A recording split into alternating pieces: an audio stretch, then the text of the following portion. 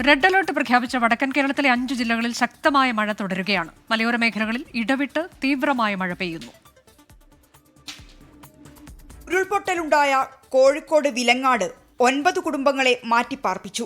തൊട്ടിൽപ്പാലത്ത് കരിങ്ങാട് തോടിന്റെ തീരം ഇടിഞ്ഞതിനെ തുടർന്ന് സമീപത്തെ കുടുംബങ്ങളെ മാറ്റി.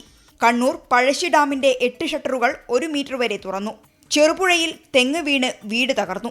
ദേശീയപാത നിർമ്മാണം പുരോഗമിക്കുന്ന തളിപ്പറമ്പ് കുപ്പത്ത് ഇന്ന് വീണ്ടും മണ്ണിടിഞ്ഞു.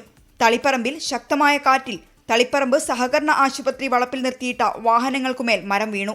കാസർഗോഡ് വിനോദസഞ്ചാര മേഖലയിലെ നിയന്ത്രണങ്ങൾ തുടരും. പാലക്കാട് അട്ടപ്പാടി ചുരത്തിൽ 9ാം വളവിൽ മരം വീണു. ഒറ്റപ്പാലം കിഴക്കേത്തോട് പാലത്തിൽ മണ്ണിടിച്ചിലുണ്ടായതിനെ തുടർന്ന് ഗതാഗത നിയന്ത്രണം ഏർപ്പെടുത്തി. മലപ്പുറം ചുങ്കത്തറ ചൂരക്കണ്ടിയിൽ നിയന്ത്രണം വിട്ട കാർ താഴ്ചയിലേക്ക് മറിഞ്ഞു. ഡ്രൈവർ പരുക്കേൽക്കാതെ രക്ഷപ്പെട്ടു.